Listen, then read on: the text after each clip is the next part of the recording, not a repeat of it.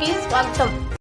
తెలుగంగ కండలేరు జలాశయం బాధితులకు ప్రభుత్వం ఉద్యోగాలు కల్పించాలని బాధితులు డిమాండ్ చేశారు. సోమవారం నెల్లూరులోని కలెక్టర్ కార్యాలయంలో జరిగిన గ్రీవెన్స్ డే సందర్భంగా జిల్లా కలెక్టర్కు వినతి పత్రం ద్వారా అందజేశారు.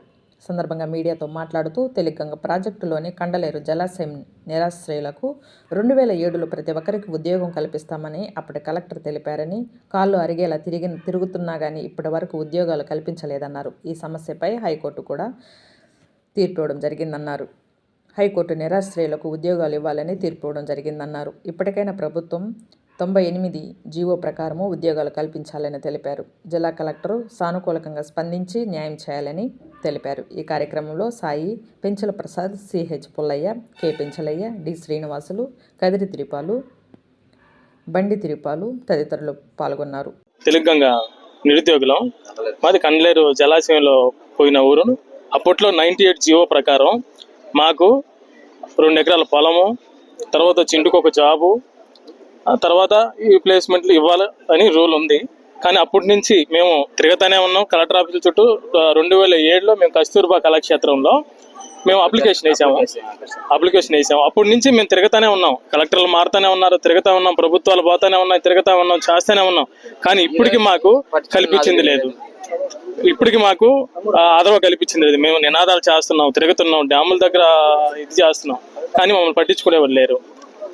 కానీ ఇన్ని రోజులకి కోర్టు జీవో ఒకటి, మొన్న అందరం కలిసి ఒకటి హైకోర్టు జీవో ఒకటి వచ్చింది.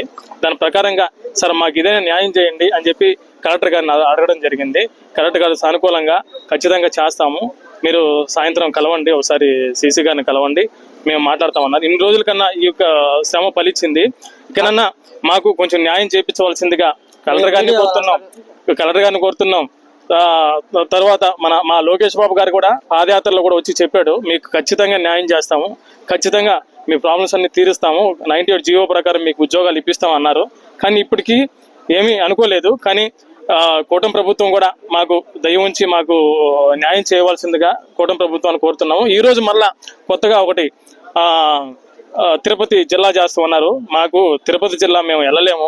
ఈ నుంచి అయితే సాయంత్రం 8 గంటలు మేము బయలుదేరినా కూడా 9:30 కల్లా ఇంటికి వెళ్ళిపోతాము. తిరుపతిలో నేను 4 గంటలకు బయలుదేరినా కూడా మా ఊరికి వచ్చే దాఖలాలు లేవు.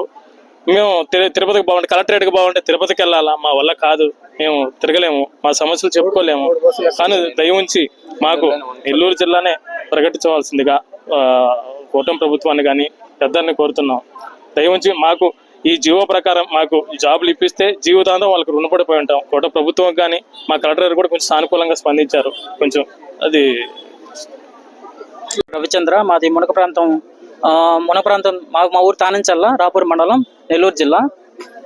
అంటే మేము గత 18 ఏళ్ళ నుంచి కూడా మేము తెలుగంగలో అప్లై చేసిన ఉద్యోగాలకి, కానీ మాకు ఎటువంటి ఉపాధి లేదు, ఉపాధి లేదు, ఏం లేదు. అప్పుడు కూడా 98 జీవో ప్రకారం అప్పుడు కూడా టీడీపీ ప్రభుత్వం ఉంది సార్. టీడీపీ ప్రభుత్వం ఉన్నప్పుడు ఎన్టీ రామారావు హయాంలోనే మా ఇల్లు పొలాలకి మునగ ప్రాంతానికి సంబంధించి పునరావాసం ఏర్పాటు చేసి ప్రతి ఇంట్లో చదువుకున్న ఒక అబ్బాయికి, ఎవరికైనా సరే చదువుకున్న వాళ్ళకి ప్రతి ఒక ఉద్యోగం కల్పిస్తానని ఆనాడు టీడీపీ ప్రభుత్వం హామీ ఇచ్చింది. కానీ అప్పటి నుంచి కూడా మేము అందుకోసం మేము జాబులకు అప్లై చేసాం, అన్నీ చేసాం. కానీ మాకు అప్పటి నుంచి ఎటువంటి ఉద్యోగ భద్రత కల్పించలేదు. ఈరోజు మేము ఏమని మొత్తం వేడుకున్నామంటే, మాకు ఉపాధి కల్పించాలి మునగ ప్రాంతం కింద. దయచేసి ఈ కూటమి ప్రభుత్వాన్ని వేడుకుంటున్నాము. జీవో ప్రకారం